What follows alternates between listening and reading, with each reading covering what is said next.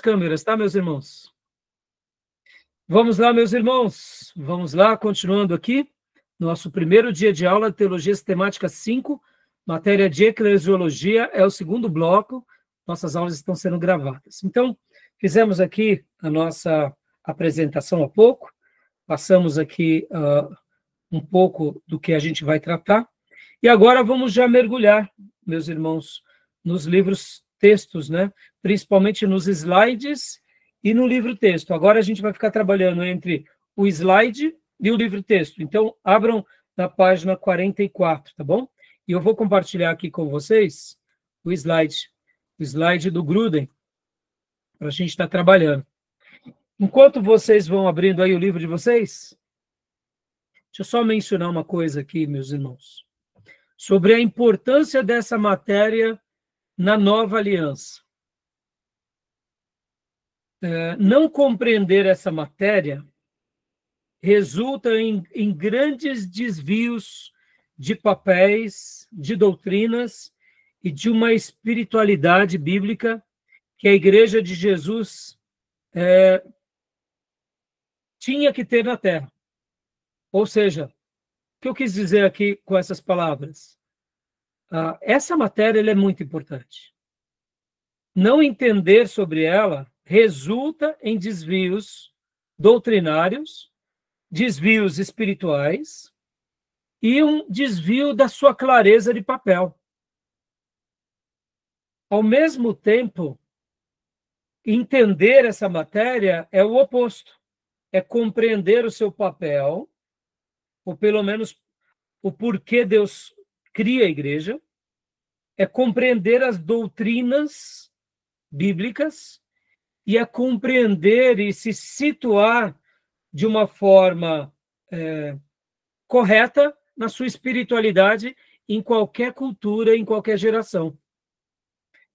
E quando não é compreendido essa matéria, é daqui que nascem as grandes heresias e as seitas. Também, percebam que as seitas nascem quando alteram-se a palavra de Deus, sim, a pessoa de Deus, mas também quando se altera a compreensão do que é a igreja do Deus vivo. Né? Podem ver que foi aqui, por causa dessa matéria mal compreendida, que nasce o romanismo e o ortodoxismo grego. E por causa de não compreender essa matéria, também muitas igrejas, até mesmo protestantes, acabam tendo algumas práticas à margem da Bíblia, e o que não dizer das neopentecostais que se tornaram seitas? É porque não compreenderam bem essa matéria, tá bom? E eu escrevi também uma outra frase que diz que a igreja, em parte, ela é visível. A igreja de Jesus, em parte, ela é visível. Por que eu disse em parte? Porque a gente vai aprender aqui que a igreja de Jesus, ela é a igreja local, mas ela também é a igreja universal, ou seja, todos os cristãos agora espalhados no globo, indiferente das suas denominações e placas, e também é o corpo místico de Jesus na Terra, que representa uma outra parcela da igreja invisível que não existe mais fisicamente, mas já descansa no Senhor, ou seja, a igreja apostólica, a igreja dos primeiros séculos. Então, a igreja de Jesus, em parte, ela é visível.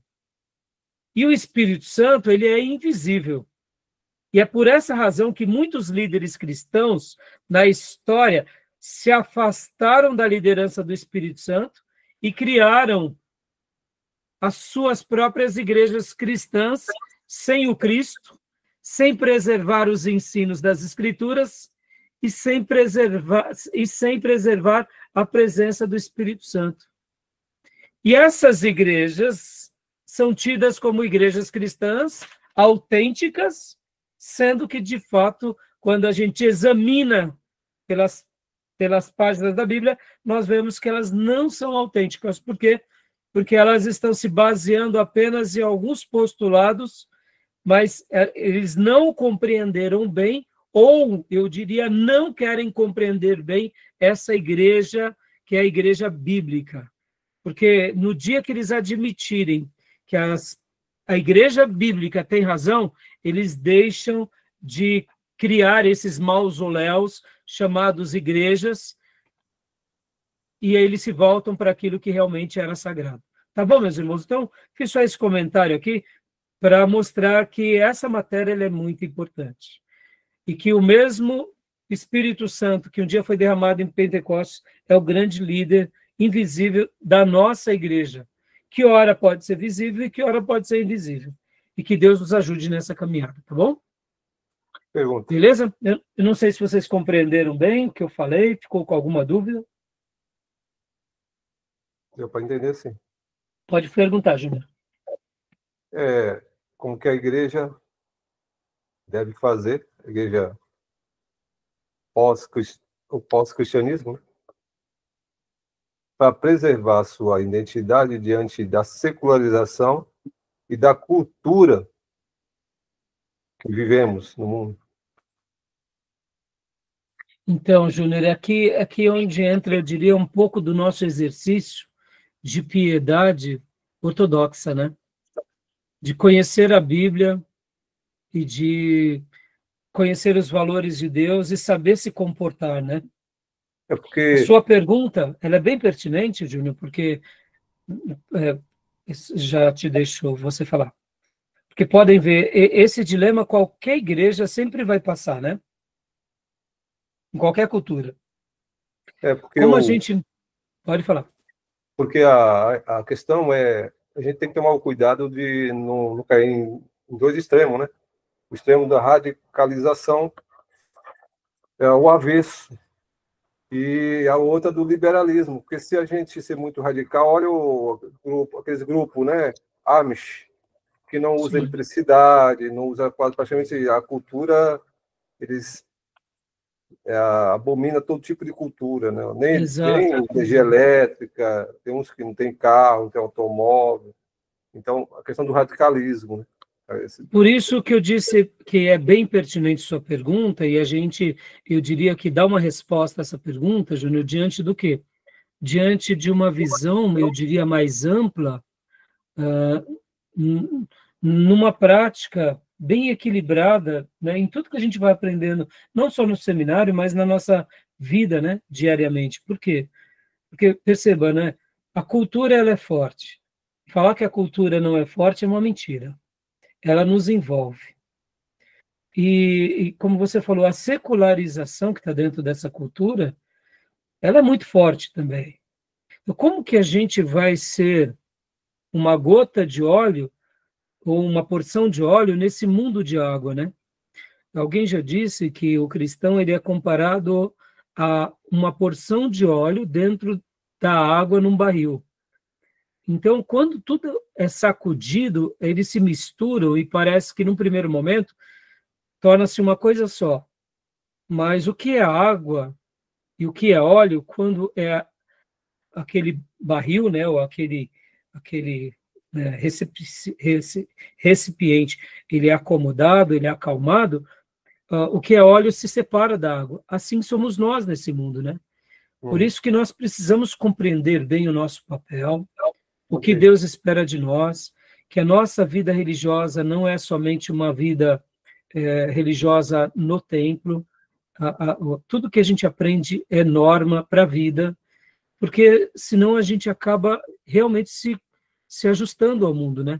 E essa matéria aqui, ela vai ser bem interessante, porque ela vai dar um preâmbulo bem legal, mostrando dessa importância da noiva, o que significa a igreja, né? E do que significam os dons ministeriais, como nós devemos se comportar. Agora, é claro, não é só nessa matéria, né? Eu diria, de uma forma geral, a gente vai pontuando isso em todo o curso, né? Porque não é fácil. O perigo da noiva querer se vestir não para o noivo, né, mas para a questão atrativa da cultura, para se adequar, para querer ter mais membro, para que as pessoas possam se agradar desse tipo de cristianismo que essa noiva propõe. É um grande perigo. Um grande perigo. Por isso que a gente tem que tomar cuidado, né, Júnior, com toda a inovação, né? Você pode ver que a gente tem que estar aberto ao diálogo, aberto ao aprendizado, mas nós precisamos estar muito mais abertos a não negar a palavra, né? Esse é o nosso grande dever, né? Porque se a gente, vamos... só o pode último falar. detalhe, a gente vê que na igreja primitiva, os cristãos não abriram mão, né? Diante até do imperador, porque foram até acusados de ter um rei e não reverenciar o imperador, e os cristãos morreram, mas não se dobraram, né? Exatamente. Apenas sua identidade. E, Júnior, a gente vai tocar bastante no assunto de Calvino, e vai ser legal, porque hoje até separei aqui, eu peguei minha obra, né, aqui as Institutas, né, eu tenho elas em castelhano, o volume 1 e o volume 2, que, na realidade, são o resumo dos 4 capítulos da obra de teologia sistemática de Calvino, né? Então, o que acontece? Calvino, vou fazer uma citação aqui para vocês, ele foi tão extraordinário para os seus dias, meus irmãos, porque ele foi uma voz que conseguiu dar uma resposta à igreja dos seus dias de como caminhar, de como viver, de como se posicionar na política, na arte, na educação, sem preservar, sem abandonar a fé bíblica, a sã doutrina, preservando uma piedade, mas, ao mesmo tempo, sendo útil à sociedade, transformando a sociedade com os valores do reino. Então, a obra de Calvino ela é genial em todos os aspectos. E hoje, para nós, se nós já temos dificuldade de falar do cristão e da política, nos dias de Calvino isso era mais difícil ainda. E ele conseguiu realmente fazer essa obra, né, que seria a teologia sistemática dele, e é por isso que ele acaba sendo um grande patrono.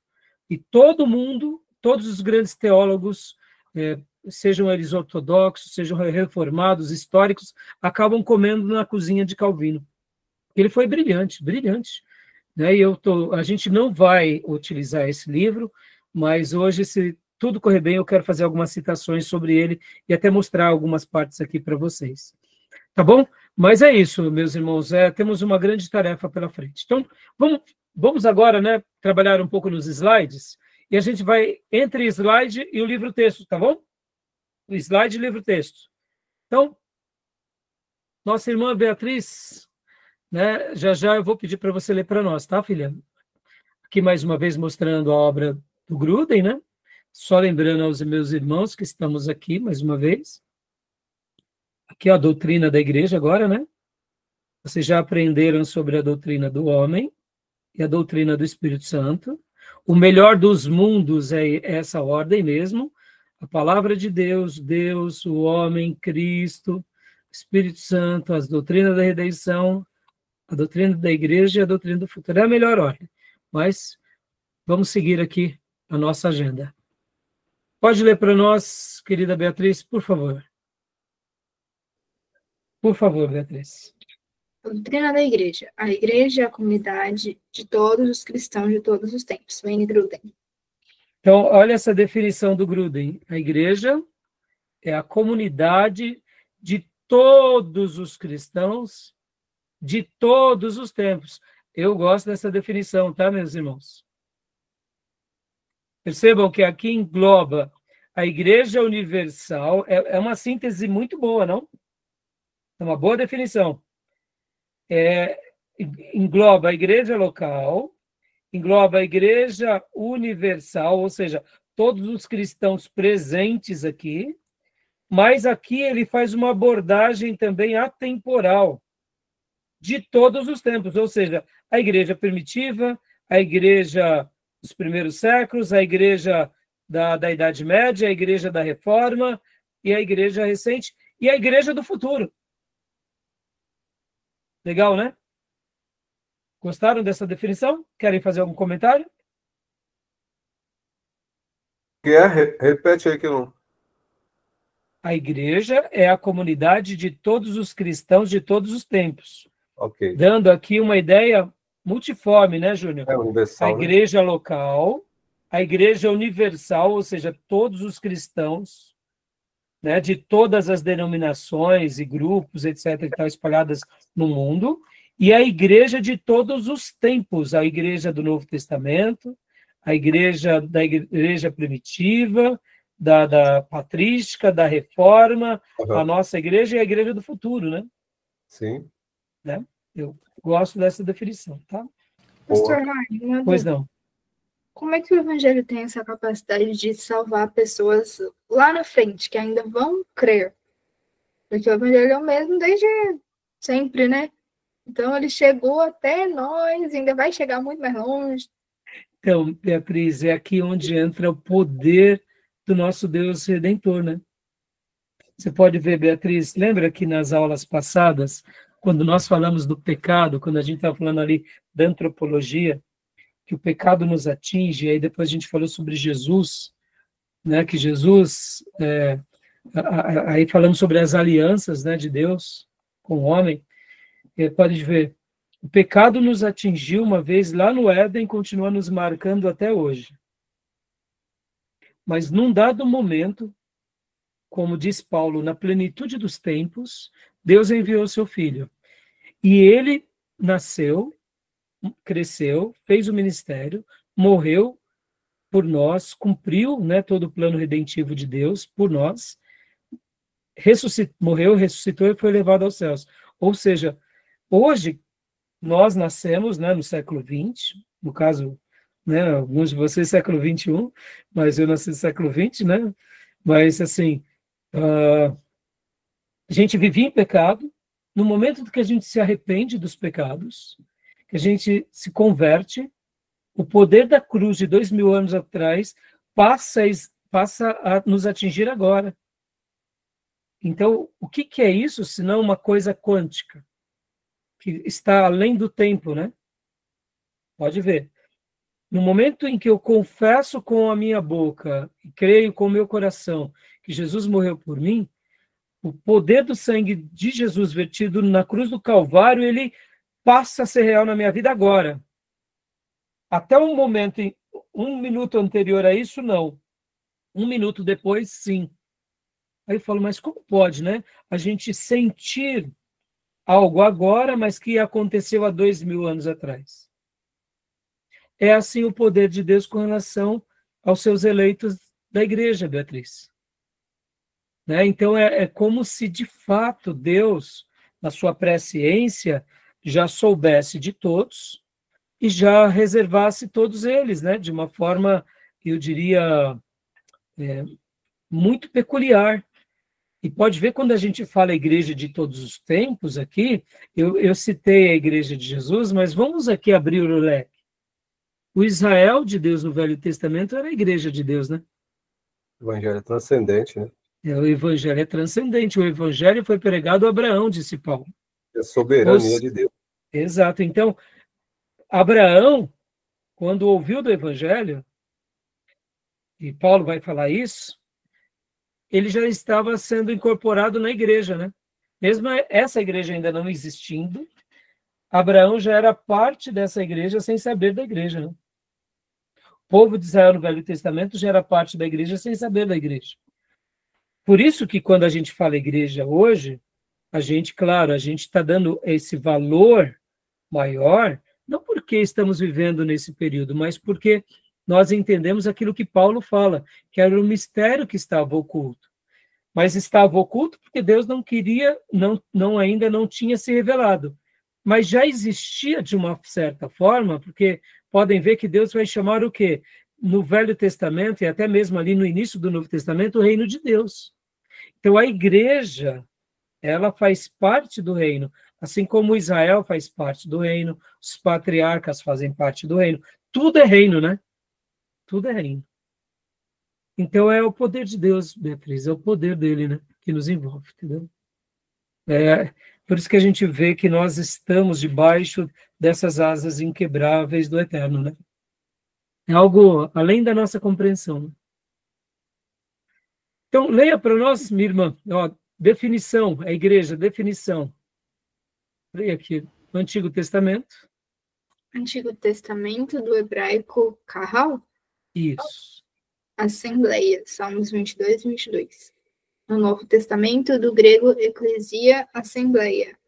Efésios 2:14.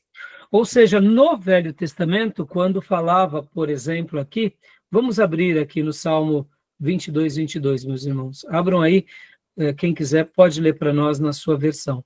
Salmo 22. Quando o texto está aí, né, carral, literalmente já tendo essa compreensão de que ali é a assembleia, é o ajuntamento do povo do Senhor. Salmo 22. Podem ler para nós, por favor. Eu vou compartilhar aqui na tela com vocês também. Vou ler aqui, pastor. Por favor. Então anunciarei o teu nome aos meus irmãos, louvar-te-ei no meio da congregação. A palavra congregação aqui pode ser traduzido como eclesia, ajuntamento, que no hebraico é carral. No grego é eclesia. E olha que interessante, nas versões da Septuaginta, eles colocam aqui no meio da eclesia, né, a versão da Septuaginta. O que é a Septuaginta, meus irmãos? A Septuaginta era o texto em grego do Velho Testamento. Todo o Velho Testamento que foi escrito em hebraico, com algumas porções em aramaico, a Septuaginta foi feita essa versão onde 70 homens judeus, ou uma quantidade de líderes judeus, eles se reuniram em Alexandria e eles fizeram a tradução de todo o Velho Testamento para o grego. Nos dias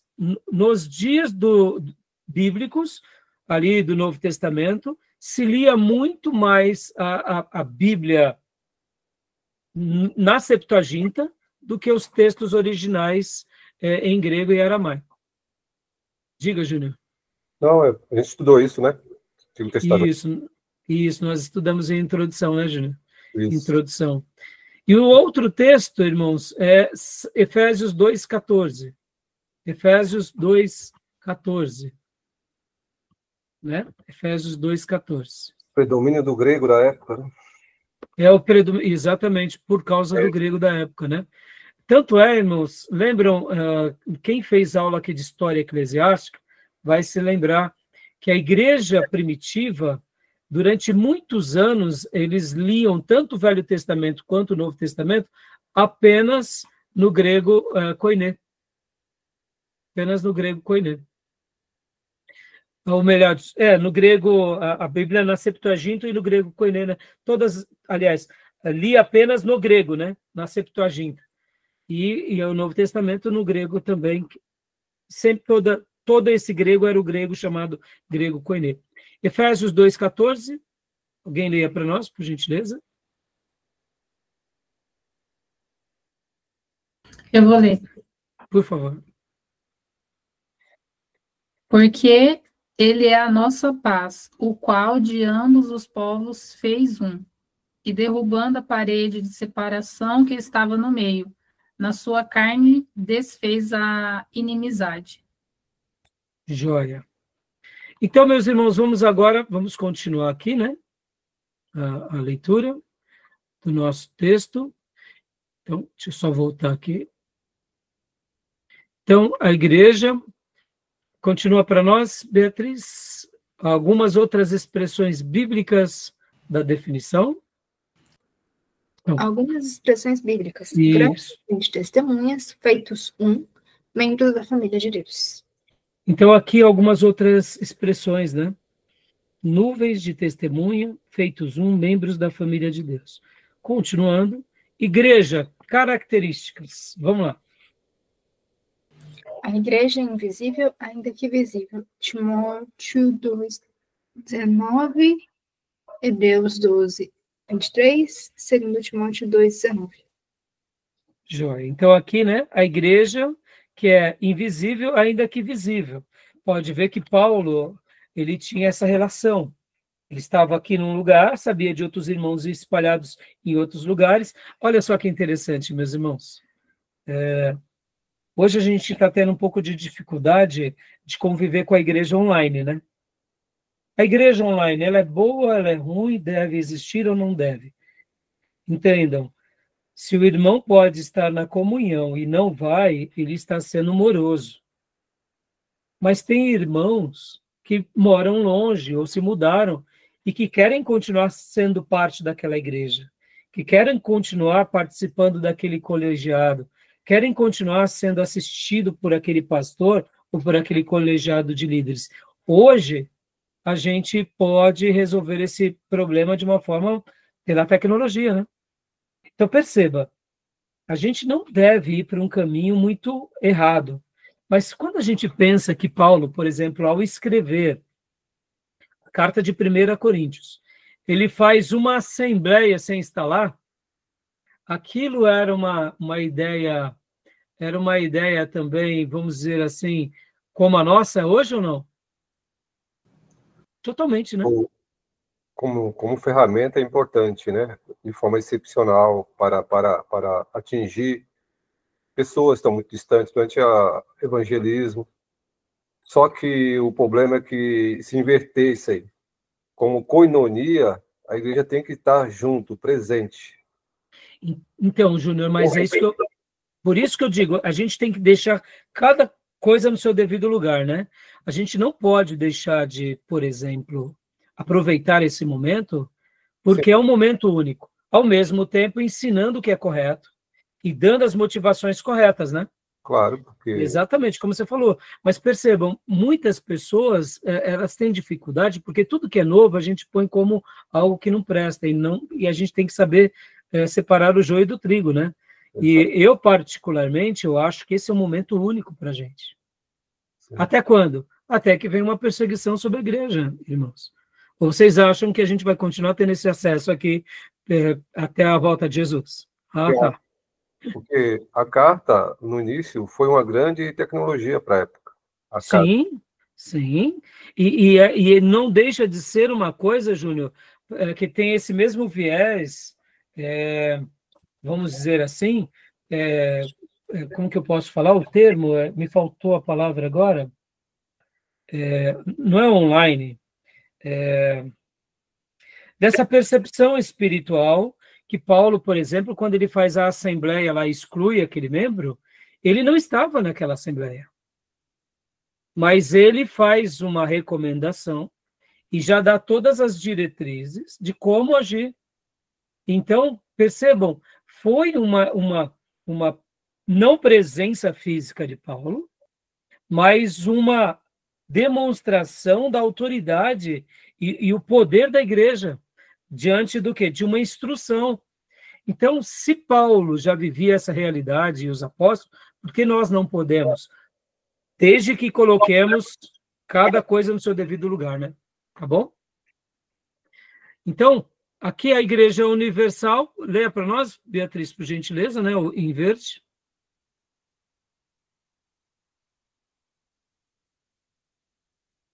Beatriz, pode ler para nós aqui, filha?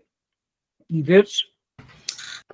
A igreja é local e universal. 1 Coríntios 1:2, 2 Coríntios 1:1, 1 Tessalonicenses 1:1, Efésios 5:25, 1 Coríntios 12:28. Joia. Agora, meus irmãos, eu quero gastar um tempo com vocês. O slide ele é maravilhoso, ele tem muitos assuntos super legais, ó. Eu vou até abrir aqui, só abrir agora rapidamente, ó, para vocês. Olha só, igrejas, metáforas de Jesus. Olha que coisa maravilhosa. As metáforas que recebe o nome da igreja. A gente vai parar o slide aqui, tá? Mas leia para nós rapidamente, Beatriz. Só leia a primeira linha e o primeiro texto bíblico. São muitos textos, né? Então, família, 1 Timóteo 5:1-2, Efésios 3:14, 2 Coríntios 6:18, Mateus 12:49-50. Só o primeiro texto, só, de cada linha, tá? Continua assim as demais linhas. Igrejas ainda sendo trabalhadas como metáforas. Por que eu quero dar um destaque aqui, meus irmãos? Olha que estudo maravilhoso esse. Quando nós entendemos que a igreja ela recebe essas metáforas, essas figuras de linguagem. Segundo aqui para nós, Beatriz, por gentileza. noiva, Efésios 5:32. Ramos de uma oliveira, João 15:5. Oliveira, Romanos 11:17-24. Lavoura, 1 Coríntios 3, 3-9. Edifício, 1 Coríntios 3-9. Colheita, Mateus 13, do 1-30. Templo, 1 Pedro 2, do 4-8. Grupos de sacerdotes, 1 Pedro 2:5. Casa de Deus, Hebreus 3, do 3-6. Coluna e baluarte da verdade, Timóteo 3:15. Corpo de Cristo, 1 Coríntios 12, 12-27. Corpo humano, 1 Coríntios 12, do 16 ao 17. Parte do corpo de Cristo, Efésios 1, 22-23. Coisa linda, não, meus irmãos? Esse material aqui é maravilhoso. Metáfora é uma figura de linguagem para utilizada para representar algo, a gente já aprendeu. Então, vamos parar aqui. Agora, vamos lá no nosso livro-texto, meus irmãos, agora. Vamos trabalhar um pouco nele, porque o livro-texto também tem ali lições lindíssimas, e eu quero gastar agora alguns minutos com vocês no livro-texto. Então, abram lá na página 44, né? Nós já vimos a definição, que a igreja é a comunidade de todos os cristãos de todos os tempos, né? E aqui o Gruden, ele continua dizendo, né, logo no primeiro parágrafo ainda, essa definição compreende que a igreja é feita de todos os verdadeiros salvos.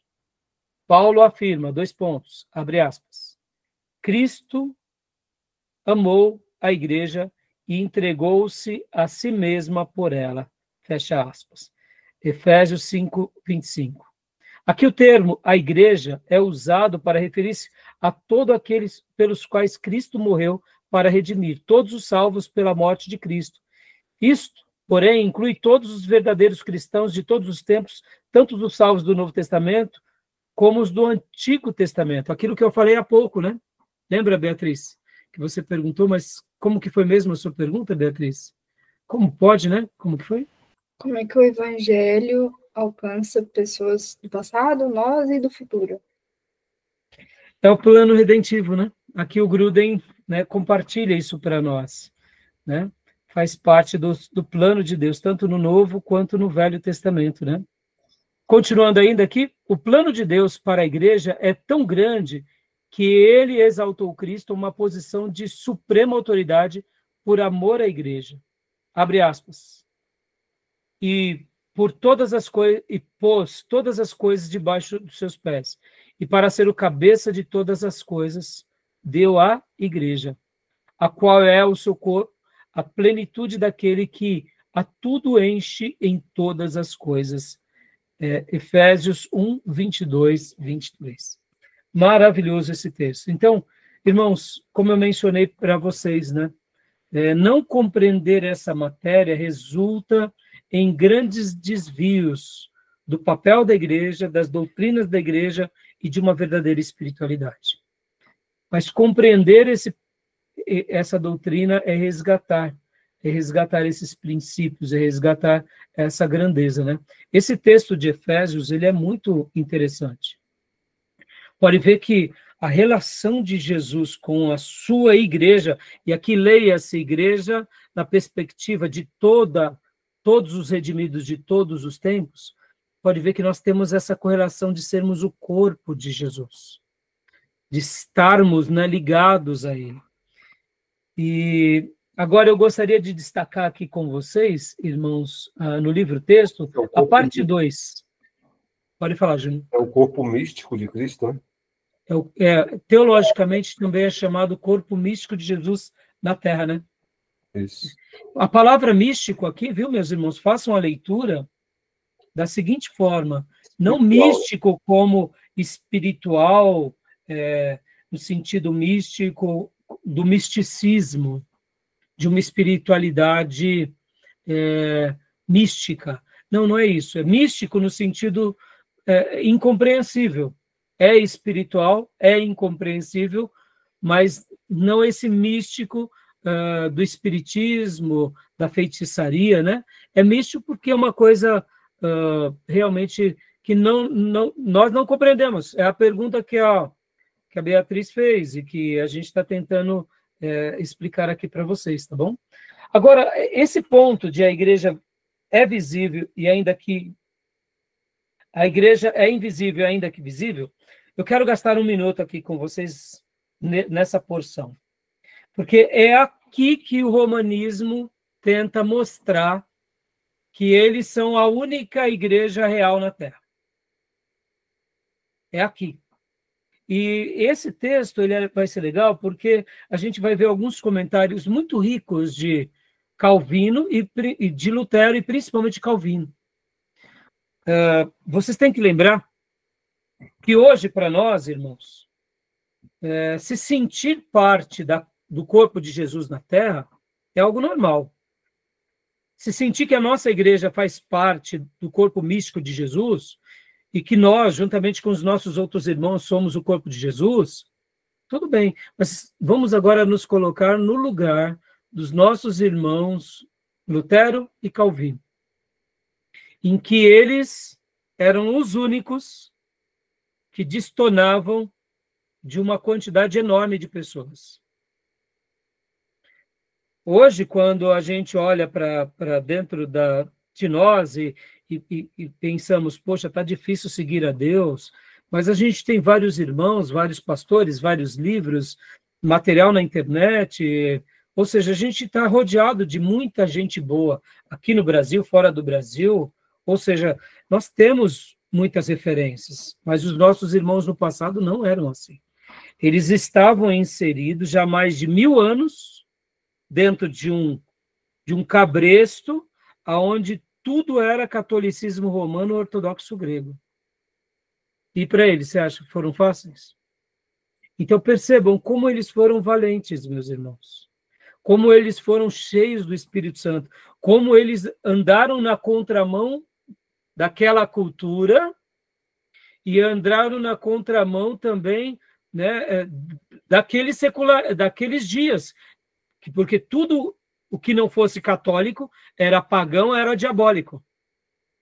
Então, vamos ler aqui, irmãos, na parte 2 do livro de vocês, né?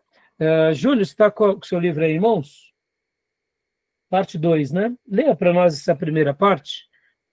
2, a igreja é invisível, mas visível.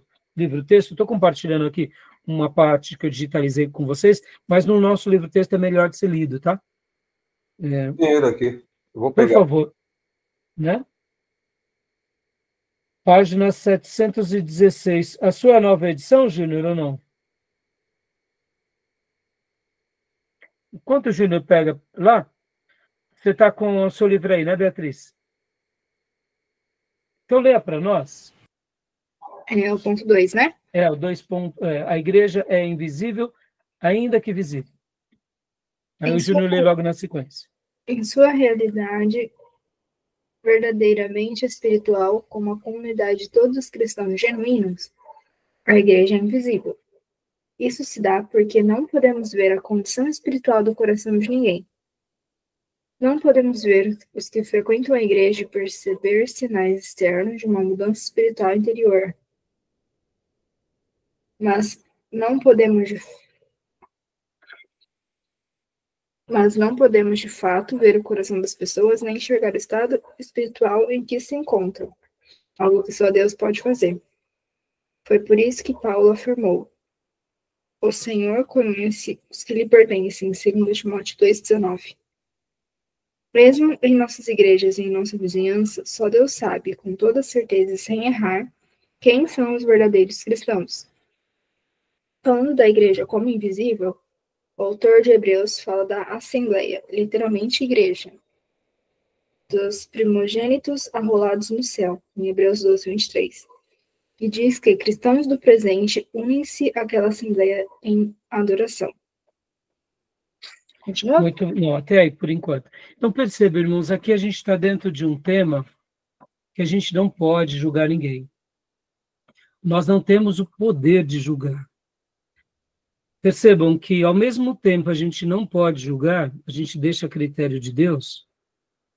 Quando se trata da igreja tomar algumas decisões, muitas vezes a igreja ela gosta de criar alguns padrões para dizer quem está salvo e quem não está salvo. É aqui onde começamos, então, a separar o joio do trigo. Percebam como essa parte ela é delicada. Como igreja local, eu não posso falar o que passa no coração de cada um. Mas, ao mesmo tempo, como um pastor local, eu tenho que cuidar dessa comunidade, mas eu não posso agora passar da linha que Deus me propôs. Parece simples, mas não é, meus irmãos. O que é mais fácil? Eu deixar tudo a critério de Deus ou eu criar aqui os meus termos? Quando eu crio os meus termos, mesmo que torne mais fácil para mim, eu estou abrindo alguns precedentes. E aí onde a Bíblia vai nos limitar para que a gente não tenha precedentes. Estão entendendo? Dá para ir compreender?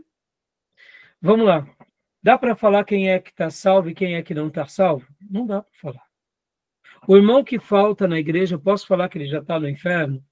Não posso falar. Mas eu posso criar um critério de que todos aqueles que vêm para a igreja, eles estão salvos? Posso até criar. Mas essa minha criação será algo mais minha, mais da nossa igreja? Ou será algo mais das escrituras? Perceba, a gente tem que tomar um cuidado muito grande, porque senão a gente começa a ter os nossos critérios, achando que os nossos critérios, eles são critérios divinos, e quando vai ver, a gente está criando os nossos dogmas. Não estou dizendo com isso que é para que cada pessoa faça o que ela bem entenda, não é isso. Vir à igreja é importante, mas afirmar que somente quem vem para a igreja vai para o céu é um perigo. Por quê? Porque eu não posso me aventurar a isso. Por que eu estou fazendo esse comentário aqui, irmãos? Todas as religiões do mundo, ou quase todas, você tem que ter práticas religiosas para que você pertença àquela religião. Se você tiver práticas religiosas, você pertence àquela religião, logo você é um adepto, logo você está salvo. E no cristianismo bíblico acontece assim? O que vocês acham? Dá para a gente criar os nossos dogmas? Eu diria o seguinte, vou pegar o exemplo, nós protestante com o católico. Nós temos uma fé mais individualista. Por quê? Porque nós cremos a fé individual. Nós cremos no Senhor. Salvação é individual. O católico, ele acredita é coletivo. Por que é coletivo? Porque ele crê que a igreja dele salva. Quem tiver filiado à igreja, o coletivo, então ele acredita que eles dogmas da igreja, ele será salvo. É aí onde eu quero chegar, Júnior. Por isso que eu estou fazendo essa construção. Podem ver que aqui entra um dos sacramentos, que é o sacramento da missa. Não é? O que é o sacramento da missa? Se você vai à missa, você será abençoado. Se você não vai à missa, você não vai ser abençoado. Todo católico tem que cumprir os 7 sacramentos. Vamos lá. Nós, protestantes, temos os sacramentos? A gente pratica sacramentos como os católicos? Vocês entendem o que eu quero dizer? Sim. Nós temos práticas espirituais, mas não são sacramentos. Não salva, né? Não salva. A ideia do sacramento é que o sacramento te salvará. Te salva. Se você, por exemplo, por que o catolicismo não nos considera irmãos deles? É natural, porque os irmãos estão indo na missa? Então vocês já não estão cumprindo um sacramento.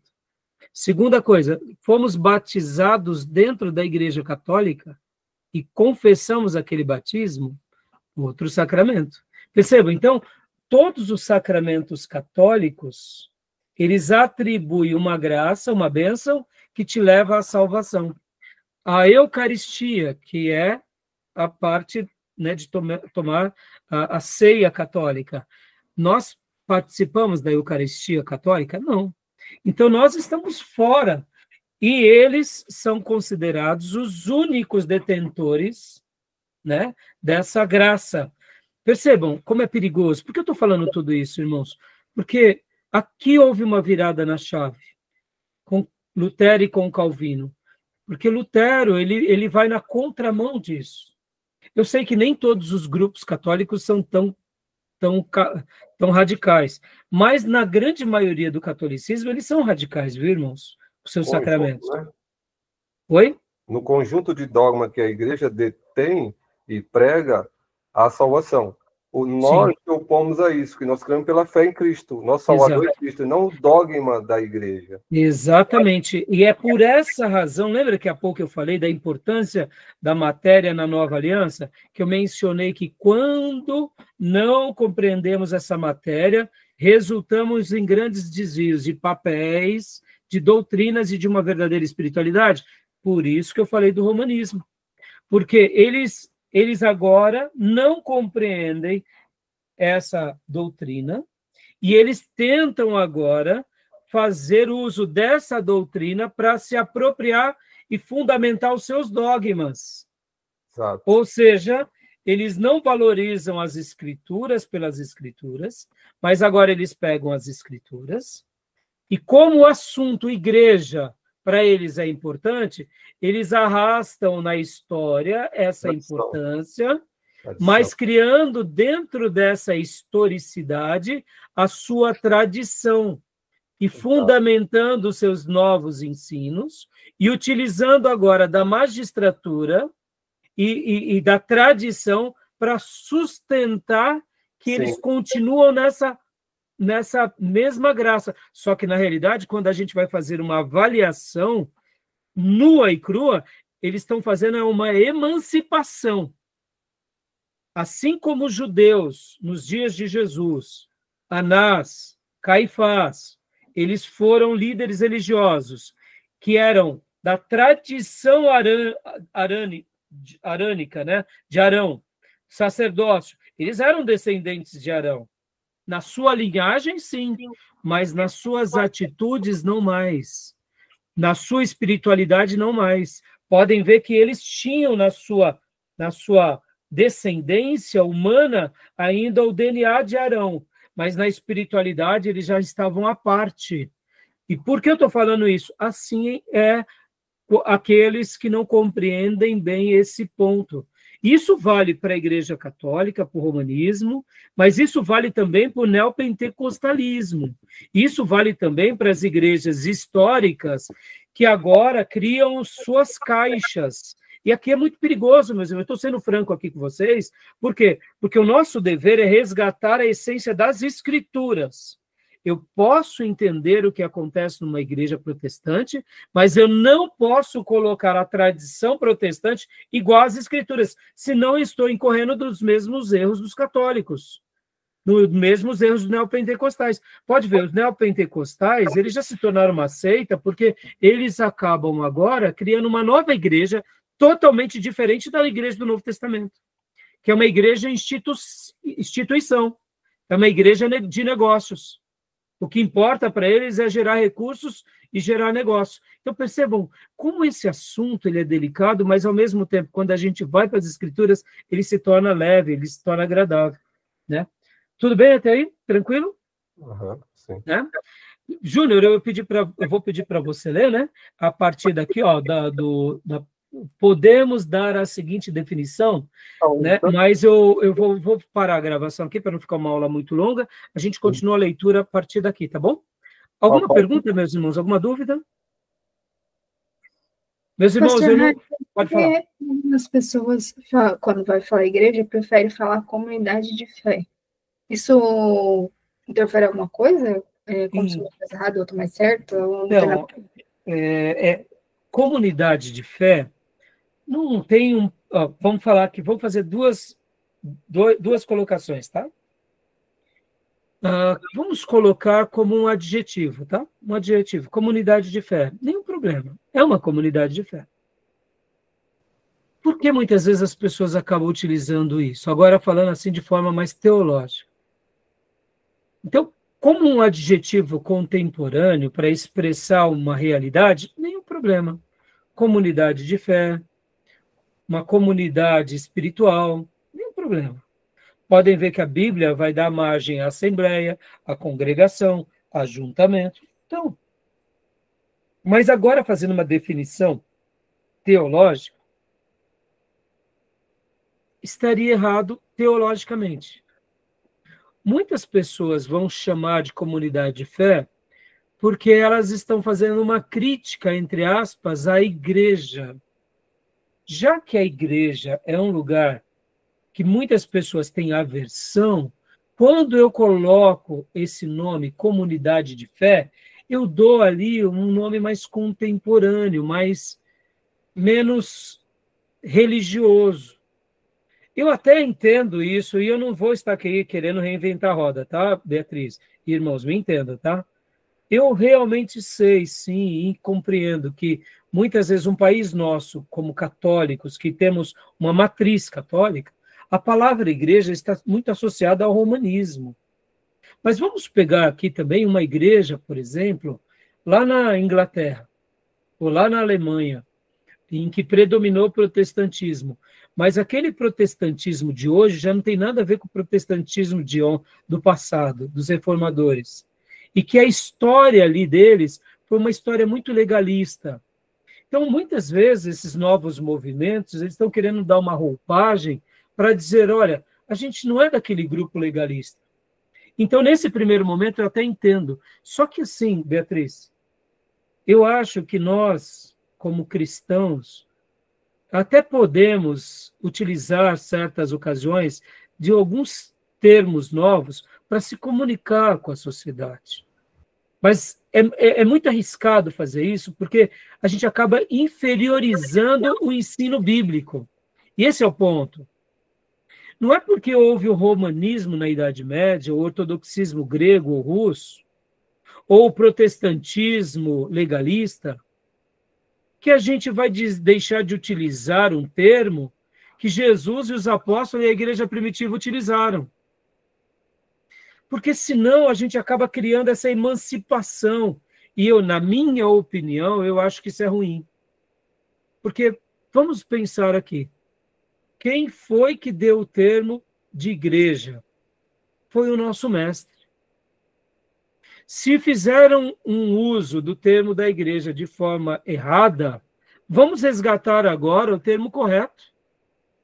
E vamos preservar como o mestre e os apóstolos preservaram, entendeu?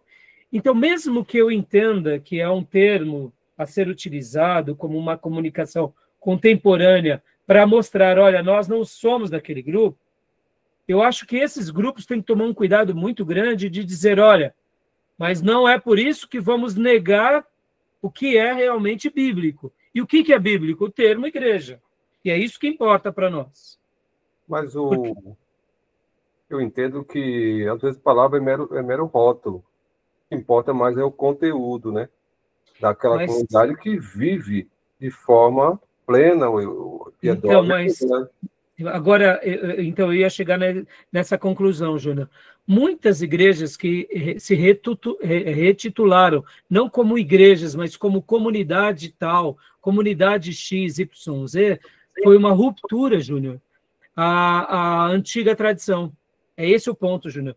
Nós aqui temos que fazer a crítica contemporânea de palavras, de ideias, mas muitas vezes a gente tem que também procurar saber se aquele grupo não está querendo se emancipar, entendeu, Júnior? Porque é apenas a palavra usada de forma etimológica, né? Não tem esse viés, né? De querer de romper. Então, mas aí que entra a questão, Júnior. Muitas igrejas, e principalmente comunidades, nesses últimos 30 anos, surgiram rompendo com as tradições, com uma boa tradição bíblica doutrinária, rompendo com a sua história e criando seus novos grupos. E aí onde entra, Júnior, um perigo, porque todas essas novas igrejas e comunidades, não digo todas, mas a grande maioria, se enveredaram sempre para caminhos doutrinários perigosos. Então, agora, como seminaristas estudiosos, é isso que eu digo para vocês, irmãos. Por isso que a gente tem que saber aqui, ter um diálogo muito, muito pé no chão. Porque eu não vou jogar... Vou pegar um exemplo aqui, irmãos. Tem uma igreja que eu particularmente considero muito ela, que é a Comunidade da Graça. É uma igreja que tem esse nome, um nome mais, vamos dizer assim, atual, mas quando você vai acompanhar a vida dos pastores e da igreja, eles são uma igreja.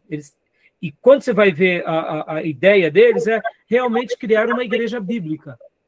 Agora, ao mesmo tempo, não é por causa deles que todas as demais comunidades seguiram esse caminho. E eu digo aqui, eu poderia dar uma lista grande de comunidades que se enveredaram para agora criar uma criação de uma nova denominação, de uma independência com toda a tradição, Júnior, e aí que entra o perigo, Júnior, porque muitas vezes eles criam uma nova denominação com uma roupagem nova para se desvincular de toda a tradição. Em outras palavras, é aí onde entra o perigo. Eles estão cuspindo em toda a base deles, todo o legado deles. E é por isso que eu digo aqui, que eu estou fazendo esse comentário até um pouco mais prolixo, mostrando, eu compreendo, eu entendo, mas se aquele líder, ou aquela igreja, ou aquela dominação, ou aquele colegiado, aquele staff, teve essa intenção, então desconsiderem eles. Porque eles estão fugindo de um princípio que nos une. Percebam, irmãos, porque esses grupos, Júnior, só concluindo, eles não querem estudar teologia, eles não querem participar de diálogos com outras denominações, quem não pensa como eles não tem mente espiritual, ou seja, eles mesmo... Eu estou entendendo, eu estou falando da palavra em si, porque se eu colocar a comunidade, não deixa de ser igreja. Sim. É igreja com nome de comunidade, comunidade com nome de igreja. Eu posso até falar, minha paróquia. Não tem problema. Então, por isso que no começo do meu diálogo eu fui muito claro sobre isso. Mas, ao mesmo tempo, eu já abri um leque aqui para abrir os olhos de vocês, entendeu, Júnior? Porque existe essas duas frentes. E eu, como professor de vocês, não posso deixar de alertá-los, entendeu? Vou criar a igreja Paróquia Batista dos últimos tempos. Não. Então, assim, só para... É importante, tá, irmãos, fazer esse comentário, mas ficou claro, né, Beatriz? Deu para entender, Beatriz? Então, assim, irmãos, eu não sou, assim, radical sobre isso, mas eu sou radical quando aquele grupo se emancipa de uma história, se emancipa. Aí eles são agora os novos visionários... Os novos baianos. Não vão. São os novos, é perigoso demais. Fala, Elisângela.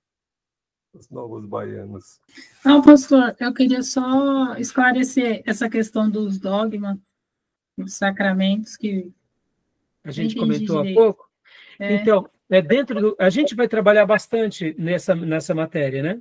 No catolicismo, irmã Elisângela, para que você seja um católico, você tem que praticar os sacramentos.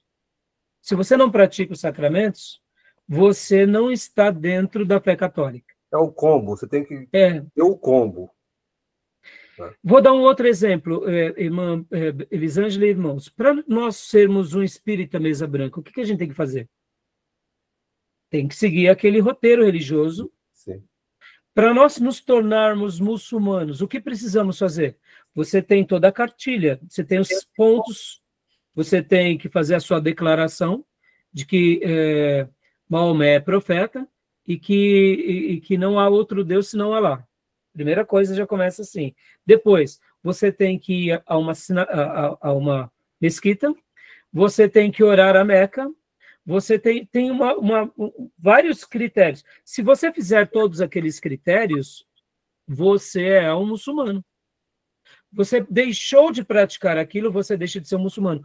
É isso que eu quis fazer a comparação aqui. No verdadeiro protestantismo, a gente não tem assim uma regra. Nós temos assim algumas diretrizes. Nós temos 2 ordenanças, temos algumas outras alguns outros mandamentos, orientações imperativas. Mas perceba, eu não posso dizer para o irmão que faltar na igreja vai para o inferno. Então, só para te... Você entende? Só concluir, Júnior. Eu não posso dizer para o irmão que o irmão... A fé cristã, ela me dá um roteiro, mas esse roteiro ele tem a ver mais com a sua vida e Deus. e com as suas práticas. E aí as suas práticas vão atestar. Mas mesmo assim, as suas práticas podem ser práticas apenas vazias. E eu posso achar que a irmã vai para o céu e, de repente, o coração da irmã está totalmente fora. Perceba que Deus ele vai valorizar mais essa fé interior. E é claro que vai ser importante os frutos. Mas a gente não tem como criar uma caixinha, um modelo, dizendo, ó, se você fizer isso, você é um protestante. A gente entende que, diante dos critérios bíblicos, se você confessa Jesus, se você crê na Bíblia Sagrada, se você frequenta uma igreja, se você é batizado nas águas, você é um cristão. Mas o que mais? É algo que é mais intangível. O fruto vai ser importante, mas é uma fé que gera frutos, e não somente o fruto pelo fruto. Porque você pode até dar certos frutos, ou ter certas obras, mas não ter essa fé. Diga, Júnior, para a gente ir para o último bloco. Está falando é ok, é só um acréscimo, porque tomando pela Igreja Católica, é o combo, né? Jesus é apenas um produto do conjunto do sacramento. Foi o celeuma da reforma de Lutero. Salvação Exatamente. Pela fé em Cristo. Exato. Como falou, o protestantismo, o evangélico, é mais subjetivo. É aquilo que o indivíduo crê pela fé. E ele manifesta pela fé. Então, Exato. A católica não. Se você não cumpre, a Igreja Católica que salva para eles, porque os dogmas, o combo, tem que ser praticado. Agora, ele pegou o exemplo do pragmatismo. Se não cumprir aquilo, a igreja que autoriza a salvação, você não tem salvação. Exatamente. Tanto é que eles fazem a extrema unção como se fosse um ato de autoridade. Exatamente. E se você, por exemplo, é uma alma meio perdida, aí ele já tem até uma solução, é o purgatório. Exatamente. Aí eles intercedem pela sua alma no purgatório. Exato. Ou seja, eles são tanto... Olha só, olha a voz autoritativa da igreja que eles criaram. Olha só, olha como a tradição... Por que eu estou sendo tão enfático aqui, irmãos? A tradição da igreja para eles foi aonde remodelou todo o humanismo. Sim. Sim. Percebam, eles pegaram a doutrina da igreja, que está na Bíblia, e agora eles criaram uma tradição em cima da historicidade dessa igreja. Vem, então, a magistratura e responde, dizendo, olha, sim, nós, líderes da igreja, papas, arcebispos, bispos e santos da igreja, testificamos que isso que aconteceu aqui na nossa história está certo e por isso a Bíblia também está certa. Perceba, eles têm 3 vozes que representam, vamos dizer assim, a fundamentação deles. É a Bíblia, a tradição e a magistratura. Nós não temos isso.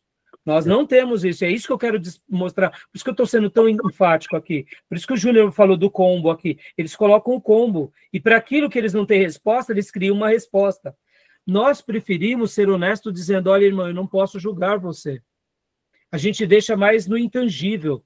No entanto, por quê? Porque é uma fé pessoal que vai gerar fruto. Mas não dá para a gente dizer, eu não posso falar a Elisângela, você já está salva. Fia, você vai para o céu porque eu falei, não posso. Por isso que, é uma coisa pessoal.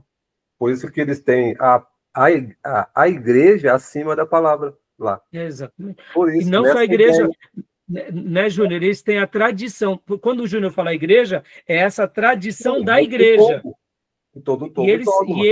E eles se colocam como a única igreja verdadeira. Por que eles fazem isso, irmãos? Porque fazendo isso, eles se apropriam de algo como dominantes, entendeu? Irmãos, ficou um pouco longo aqui, a gente vai para o último bloco rapidinho, tá? Mas a gente vai trabalhar mais essa questão, viu, Elisângela? Tá? Tá bom? Tá bom, Beatriz? Tá bom, irmãos?